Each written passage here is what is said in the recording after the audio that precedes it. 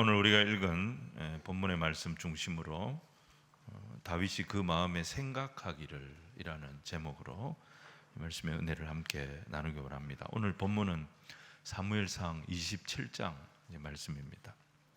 근데 27장을 보면 이제 다윗의 소위 도피 생활, 피난 생활이 이제 거의 막바지에 다다랐다 하는 것을 이제 보여줍니다. 사실 다윗은 모르죠. 우리는 사무엘상 전체, 사무엘하까지 다 말씀으로 보고 있으니까 이제 얼마 안 남았다 이걸 아는데, 다윗은 전혀 그걸 알지 못하고 답답한 피난 생활을 지금 계속하고 있습니다. 다윗이 주로 숨어 있었던 곳이 어디냐면 유대 남쪽 네게브 광야 지역이었습니다. 여기서 이제 소위 피난살이를 하고 있었습니다. 19장 이후부터 다윗이 정말 여러 곳을 다녔습니다. 그가 숨어 있었거나 거쳐갔던 곳을 한번 살펴보면 라마, 높, 블레셋 가드 땅, 아둘람 굴, 모압 땅 미스베, 헤렛 수풀, 그일라, 십 광야, 마온 광야, 엔게디 광야, 바란 광야, 그리고 26장 보면 다시 십 광야. 그러니까 이런 곳을 거의 10년 이상을 계속 떠돌면서 숨어 살았던 것입니다. 다윗은 이미 왕이 된다는 약속은 받았습니다. 그리고 머리에 기름 부음도 입었습니다. 그런데 현실은 어떻습니까? 도망자입니다. 계속 숨어 살아야 됩니다. 왕이 될 것 같지가 않습니다. 사울의 기세는 전혀 약해질 것 같지도 않습니다. 자기의 현실은 그냥 이렇게 살다가 끝날 것 같습니다. 심신은 지쳐가고 다 포기하고 싶고 내려놓고 싶은 그런 마음이었을 겁니다. 자, 다윗이 오늘 사무엘상 27장에서 결국 어떤 선택을 합니까? 오늘 말씀에 보니까 다윗은 또다시 현실을 피하는 현실 도피의 선택을 하는 것을 보게 됩니다. 안타깝죠. 자, 그래서 오늘 첫 번째가 뭐냐면 다윗의 반복되는 실수입니다. 27장 우리가 읽었지만 1절 말씀을 같이 한번 읽겠습니다. 시작. 다윗이 그 마음에 생각하기를 내가 후일에는 사울의 손에 붙잡히리니 블레셋 사람들의 땅으로 피하여 들어가는 것이 좋으리로다. 사울이 이스라엘 온 영토 내에서 다시 나를 찾다가 단념하리니 내가 그의 손에서 벗어나리라 하고. 여러분, 여기에 보시면 그가 마음에 생각하기를 그랬습니다. 이게 하나님을 생각한 걸까요? 아닙니다. 무슨 기도를 한 걸까요? 그것도 아닙니다. 그냥 뭐죠? 자기 생각이 많아진 거예요. 다윗의 생각이 많아진 거예요. 우리가 언제 위험해지냐면 생각이 많아질 때입니다. 요한복음 13장 2절에 보면 마귀가 벌써 시몬의 아들 가룟 유다의 마음에 예수를 팔려는 생각을 넣었더라. 자, 예수님께서 죽으실 날이 다가오니까 가룟 유다는 예수님의 모습이 자기가 기대했던 모습이 아니니까 생각이 많아진 거예요. 그 생각의 틈을 누가 타고 들어오느냐? 마귀 사탄이 타고 들어와서 예수님을 팔아라. 안 그러면 너도 죽는다. 예수님을 배신할 유혹을 했던 것입니다. 생각이 많아지면 마귀 사탄에게 틈을 보이게 되거나, 생각이 많아지면 말씀이 아니라 우리가 본성을 따라가게 됩니다. 우리의 본성이 뭐냐면 염려는 피해가고 싶고 욕심은 채우고 싶고 결국 이 두 가지입니다. 그게 우리의 본성입니다. 그래서 우리는 우리의 생각을 계속 주님 앞으로 가져가는 훈련을 해야 합니다. 내 생각이 많아질 때 그 생각과 말씀에 어떤 차이가 있는지, 나의 약함을 하나님 앞에 의뢰하는 기도의 시간을 늘려야 하는 것입니다. 그때 내 생각이 아닌 하나님의 뜻을 보게 하시는 그 은혜를 경험하게 되는 겁니다. 근데 오늘 1절 말씀을 보시면 다윗이 그 마음에 생각하기를, 기도가 아니에요. 생각이 많아진 겁니다. 자, 그가 생각이 많아지면서 어떤 결론을 내리게 됩니까? 내가 언젠가는 사울에게 붙잡힐 것 같다. 자, 자기가 붙잡힐 것 같대요. 그리고 또 무슨 생각합니까? 그렇다면 차라리 내가 블레셋 사람의 땅으로 들어가는 것이 좋겠다. 또 뭡니까? 그렇게 하면 사울이 나를 단념할 것 같다. 그래서 내가 살 것 같다. 이 세 가지 생각을 한 거예요. 블레셋 사람의 땅으로 피하는 것이 좋으리로다. 이렇게 돼 있는데 옛날 성경에는 번역이 더 잘 돼 있는 것 같아요. 상책이로다. 블레셋 사람의 땅으로 피하는 것이 상책이로다. 훨씬 더 와닿습니다. 그러니까 사람의 생각은 무슨 지배를 받냐면 자기 본성의 지배를 받는 거예요. 생각이 많아지면 많아질수록 결국 자기 본성에 편한 대로 가게 되는 것입니다. 자, 두려움을 피하려고, 염려를 피하려고 그가 찾은 최선의 선택이 뭐냐? 또 블레셋으로 들어가는 것입니다. 자, 10년 전에 다윗이 블레셋에 들어갔다가 죽을 뻔했지 않습니까? 근데 지금 또 그 블레셋 땅을 향해 들어가고 있는 겁니다. 기도가 사라지니까 현실이 크게 보였고 그는 또 본성을 따라 행동하고 있는 것입니다. 근데 블레셋은 답이 아니었잖아요. 10년 전에 답이라 생각하고 들어갔다가 죽을 뻔했었잖아요. 근데 기도가 사라지니까, 생각이 많아지니까 이 가짜 피난처, 거짓 피난처, 이 블레셋이 또 뭐예요? 상책이로다. 상책으로 떠오르기 시작한 겁니다. 여러분, 우리 인간이 이렇게 어리석습니다. 물고기가요, 미끼를 물었다가 빠져나왔어요. 어떻게 막 몸부림을 쳐가지고 이 미끼를 물었던 거기서 빠져나왔어요. 입이 이래 띠껴가지고 와, 죽을 뻔했다. 그런데 그 물고기가 다시 그 미끼를 무는데 얼마나 걸리는 줄 아십니까? 2초 걸린답니다. 2초만 지나면 다 까먹는 거예요. 이 물고기 머리가 그런 거예요.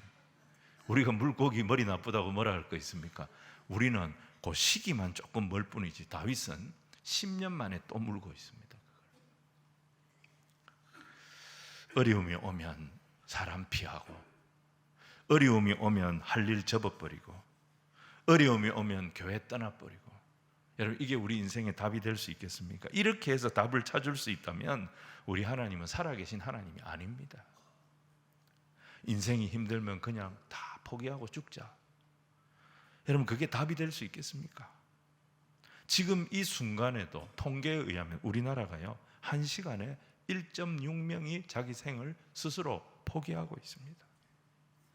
여러분, 우리 주변에는 지금도 지치고 힘들 때마다 신기루처럼 자꾸 가짜 해답이 우리를 현혹시키고 있는 겁니다. 그게 바로 다윗에게는 블레셋이었던 겁니다. 다 포기하고 블레셋으로 가자.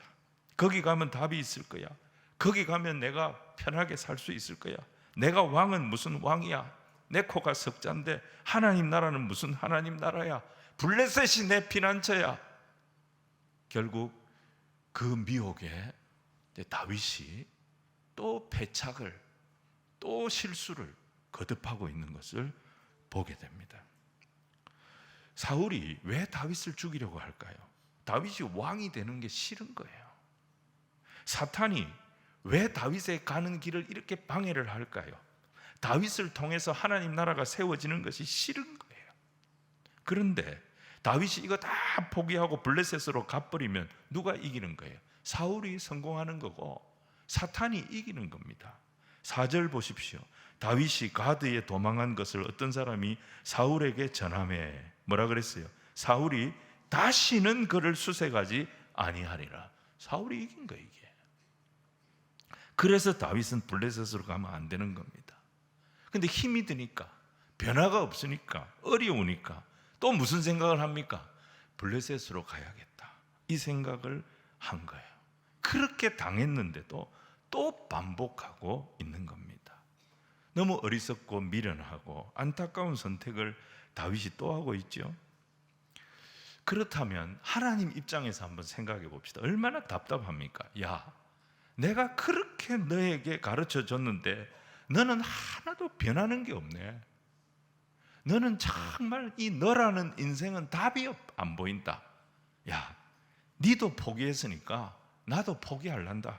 다윗과 관계를 끊는 것이 하나님 입장에서 보면 맞다 이거예요. 근데 오늘 말씀을 보면 이런 실수를 반복하는 다윗을 하나님이 버리셨다는 말씀이 없어요. 다윗이 또 넘어지고 있는데, 또 자빠지고 있는데 하나님은 어떻게 하느냐? 또 그에게 기회를 주시는 거예요.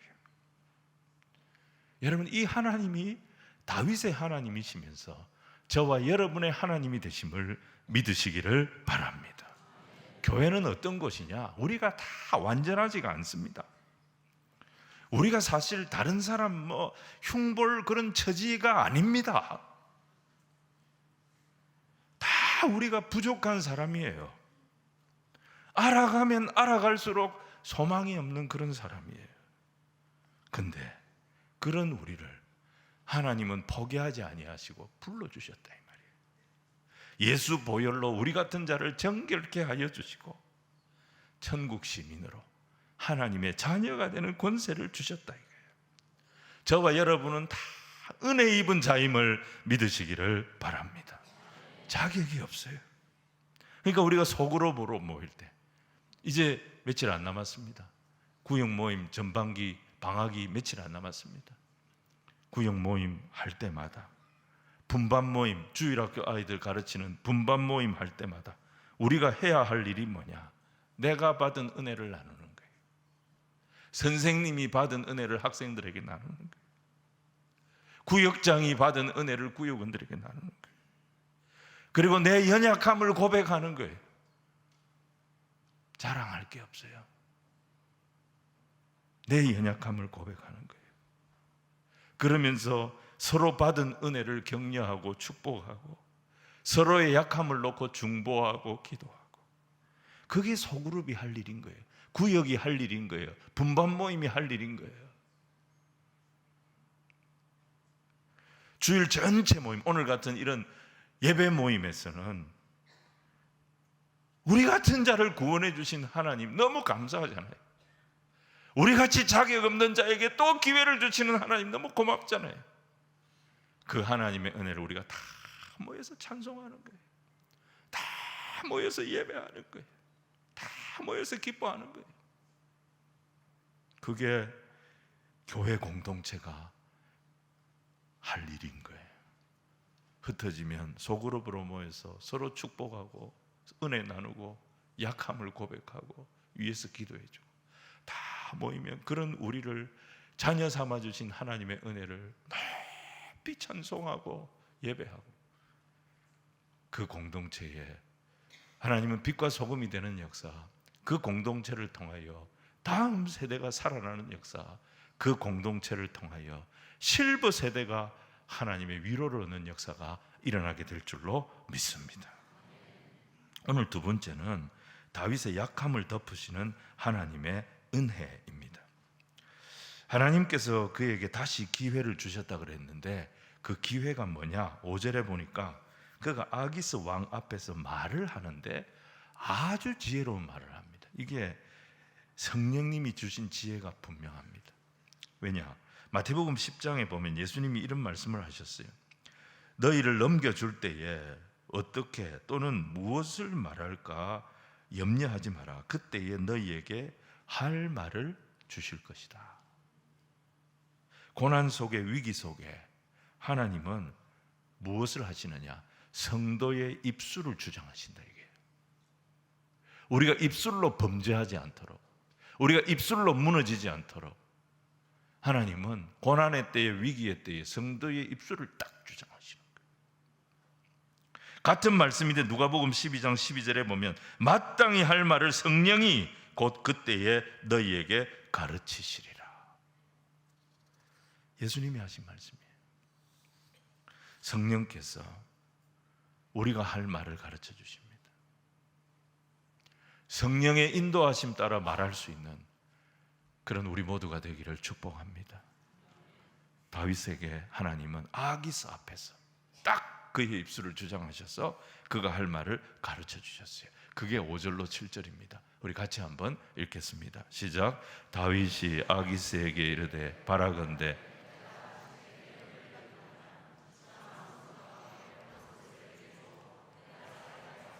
당신의 종이 어찌 당신과 함께 왕도에 살리까 하니 아기스가 그날에 시글락을 그에게 주었으므로 시글락이 오늘까지 유다 왕에게 속하니라.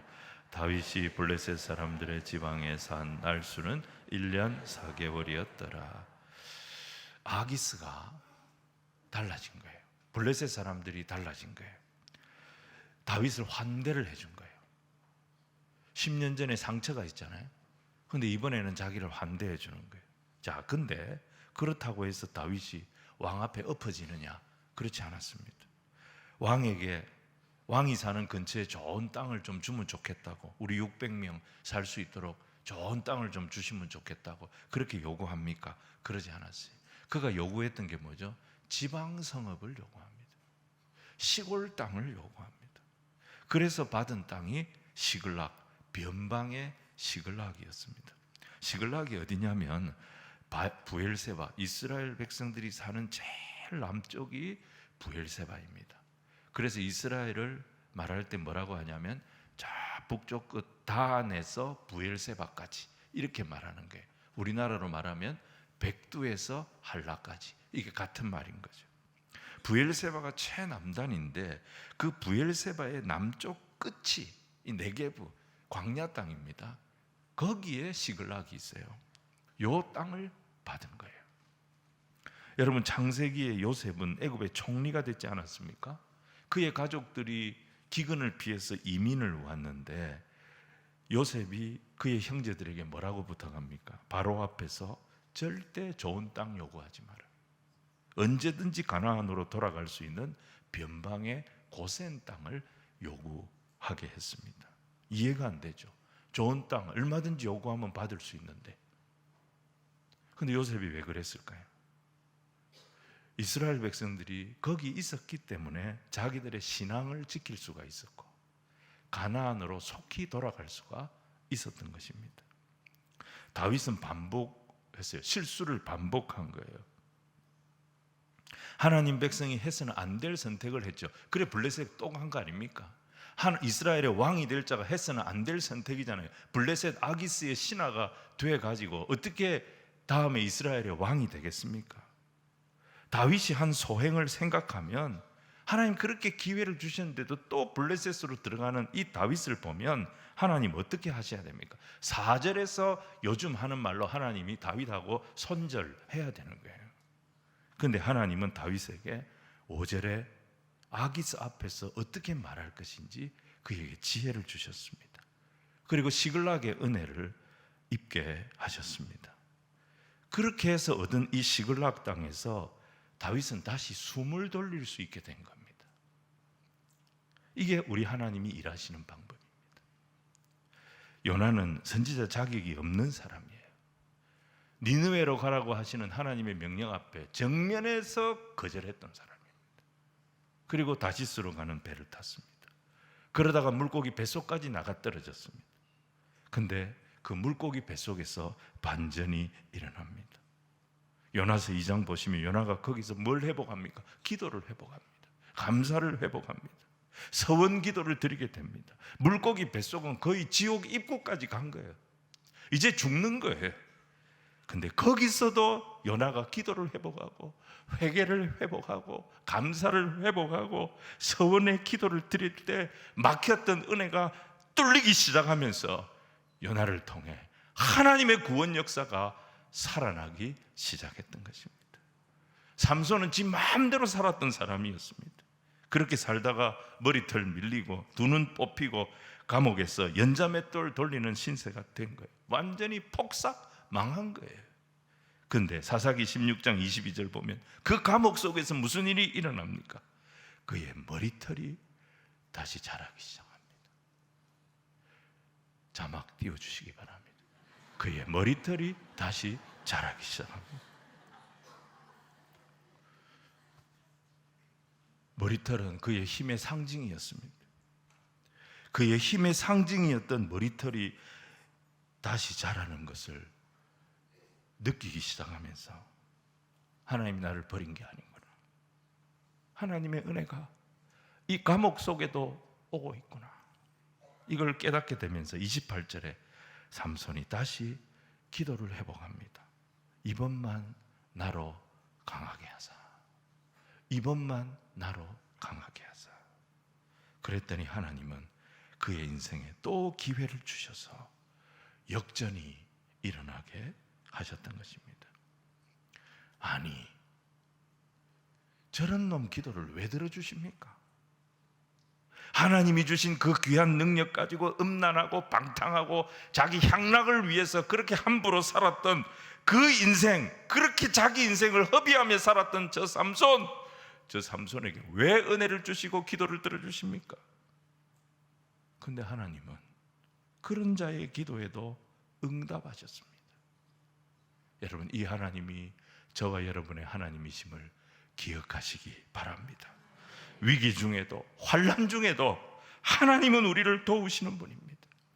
이 하나님 앞에 쭈삣쭈삣 하지 말고 바로 나오시기 바랍니다. 엎드리시기 바랍니다. 이제 늦었다, 이제 안 된다, 늦은 기도라고 하는 것은 존재하지 않습니다.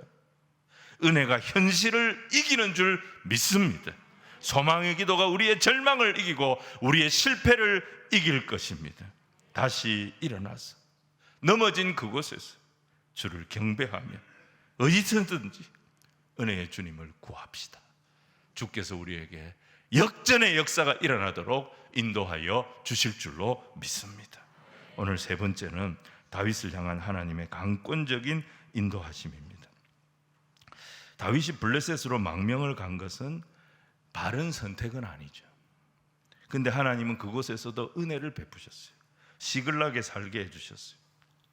인자하신 하나님, 신실하신 하나님, 다윗을 도와주신 거죠. 시글락에 머물 수 있었기 때문에 다윗은 아기스 왕과 큰 충돌을 피할 수가 있었습니다. 사울을 피할 수도 있었고, 너무 아기스 왕과 가까이 있었으면 다윗이 힘들었을 거예요. 근데 시글락에 있으니까, 아기스 왕과도 거리가 있으니까 서로 충돌하지 않고 그렇게 지낼 수가 있었던 겁니다. 근데 다윗 입장에서는 지금 아기스 왕의 은혜를 입은 거예요. 아기스 왕의 은혜를 입었기 때문에 뭔가 블레셋에게 도움이 되는 일을 해야 했습니다. 이게 부담이었죠. 이 당시는 약탈 경제의 시대였습니다. 그래서 누구든지 강한 자가 약한 자의 것을 아무렇게나 힘으로 빼앗고 죽이고, 이게 그냥 일반화되어 있던 그런 시대였습니다. 경제를 그렇게 돌렸습니다. 다윗도 블레셋을 위해서 뭔가를 해야 되니까 블레셋 사람들이 하는 그런 약탈을 다윗도 똑같이 하면서 살았던 것입니다. 그는 아기스 왕을 안심시키기 위해서 자기가 누구를 치느냐, 자기의 동족인 유다 사람들은 다윗에게는 동족이었지만 아기스 왕의 입장에서 보면 원수의 나라입니다. 자기의 동족까지 치면서 아기스 왕에게 충성하는 것처럼 그렇게 아기스 왕을 기만했던 것입니다. 왕을 속였던 거예요. 그러면서 실제로는 어디를 쳤느냐, 유다 백성들을 괴롭히는 광야의 도적제들을 쳐서 약탈을 해가지고 그걸 갖다 바치면서 마치 유다 백성들의 것을 약탈해서 갖다 바치는 것처럼 애매하게 대답을 했던 거예요, 다윗이. 그게 이제 8절로 10절입니다. 우리 같이 한번 읽겠습니다. 시작. 다윗과 그의 사람,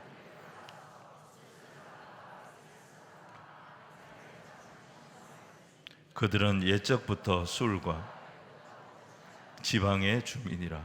다윗이 그 땅을 쳐서 남녀를 살려두지 아니하고 양과 소와 나귀와 낙타와 의복을 빼앗아 가지고 돌아와 아기스에게 이르매, 아기스가 이르되 너희가 오늘은 누구를 침노하였느냐 하니, 다윗이 이르되 유다 네겝과 여라무엘 사람의 네겝과 겐 사람의 네겝이니이다 하였더라. 다윗이 애매하게 대답을 한 거예요. 아기스의 질문은 뭐죠? 누구의 것을 약탈했느냐? 이것을 물었는데 다윗의 대답은 뭐죠? 다윗은 지역으로 대답을 한 거예요. 어느 지역, 어느 지역, 어느 지역에서 약탈한 겁니다. 왜냐하면 그 땅에는 유다인들과 이민족들이 섞여서 살고 있었기 때문에 다윗이 완전 거짓말을 한 건 아니죠. 근데 아기스는 받아들일 때 유다인들도 다윗이 들어가서 막 약탈해가지고 자기에게 가져올 정도로 다윗이 자기 민족에게서 완전히 돌아서서 나한테 지금 충성하고 있구나, 그렇게 안심을 했던 겁니다. 그런데 유다인들 입장에서는 뭐죠? 다윗이 의적 생활을 하고 있는 것이었죠. 그는 유다인들에게 고통을 주는 그런 악한 세력들의 재물을 탈취를 해가지고 아기스 왕에게 갖다 준 거예요.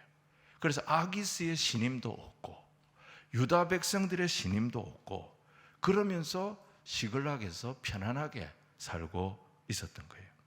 그리고 자기가 그렇게 한다는 사실이 혹시 왕에게 알려질까 봐 어떻게 합니까? 약탈한 지역의 사람들은 다 죽여버린 거예요. 자, 다윗이 굉장히 잘하고 있죠. 다윗의 행동이 바른 행동입니까? 아무리 다윗이 자기 동족인 이스라엘을 해치지 않았다 하더라도 그의 행위 자체는 악한 것입니다. 그러니까 동네 깡패들이 약한 사람들 뭐 이렇게 협박하고 그런다고 그 두드리 패고 돈 빼들어 가지고 조폭 두목한테 가서 다 상납을 한 거예요.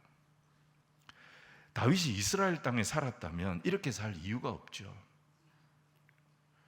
그가 아기스 왕의 도움을 받고 있기 때문에, 아기스 왕의 신하로 들어갔기 때문에 어떻게 살아야 됩니까?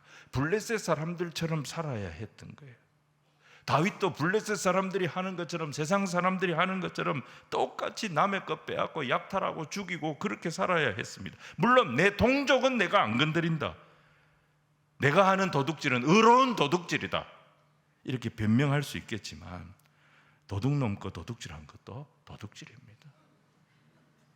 악한 자 죽이는 것도 살인입니다. 우리가 아무리 자본주의 사회를 살아간다고 하지만 우리 그리스도인들이 돈이 된다 그래가지고 아무거나 다 해도 되는 것이 아닙니다. 청소년들에게 유해한 거, 이들을 미혹해하는 거, 무당이나 점치는 거, 세상의 향락과 음란을 부추기는 거, 이런 일은 직접적으로도 해서는 안 되지만 간접적으로도 해서는 안 되는 거예요. 어떤 장로님은 호텔 사업을 시작했습니다. 그러면서 자기 호텔에 2시간, 3시간씩 방을 빌려주는 그런 대시를 하지 않겠다, 그렇게 선포를 했습니다. 당시는 어떤 시대였냐면 호텔이 대시를 해가지고 이게 불륜을 조장하는 거죠. 이걸로 돈을 버는 게 아주 짭짤했던 시대였습니다. 근데 이분은 돈을 버는 게 목적이 아니라 어떻게 하면 건강한 가정들이 건전한 휴가 문화를 즐길 수 있도록 이 시장을 내가 만들 것인가, 이 세상의 음란과 내가 하는 사업이 어떻게 싸워서 이 음란의 문화를 이길 것인가, 이걸 위해서 시작한 사업이었기 때문에 당당하게 그렇게 싸웠던 것입니다. 여러분, 우리에게는 이 도시를 건강하게 만들 사명이 있습니다. 이 도시 안에 마약이 들어오지 못하도록 해야 할 사명이 교회 안에 있습니다. 서울에 보니까 나이트클럽, 유명한 이런 나이트클럽 이런 거 통해 가지고 이 마약이 들어와서 유통이 되고 번져나가고 젊은이들이 이걸로 그냥 음란해지고, 여러분, 울산의 술 소비량이 떨어지도록 우리가 기도해야 됩니다. 점집이 사라지도록 기도해야 됩니다. 퇴폐 향락 산업이 사라지도록 우리 그리스도인들이 앞장서야 합니다. 이게 예배당 밖에서 우리가 감당해야 할 영적 예배인 것입니다.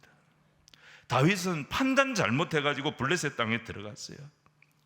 거기서도 하나님은 변함없이 다윗에게 은혜를 주셨어요.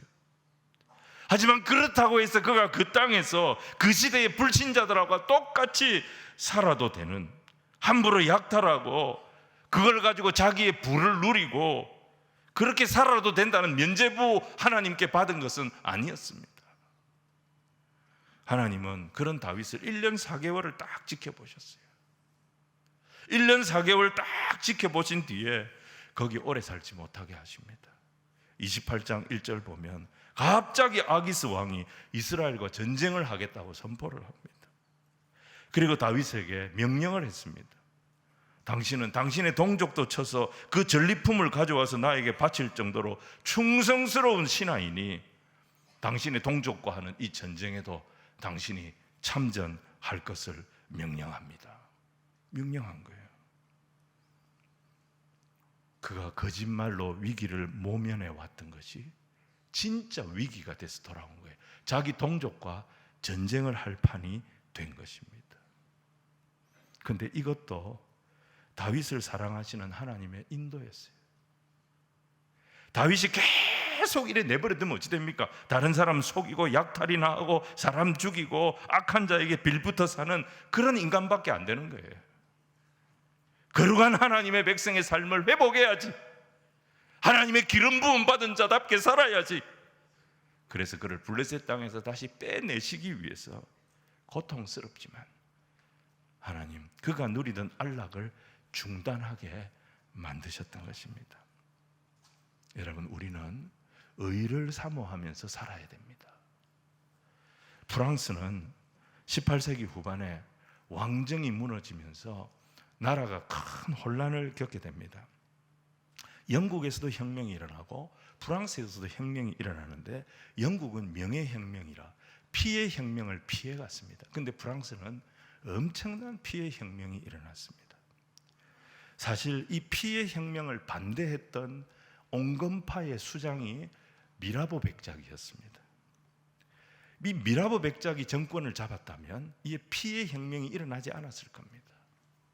그런데 정권을 미라보가 잡지 못합니다.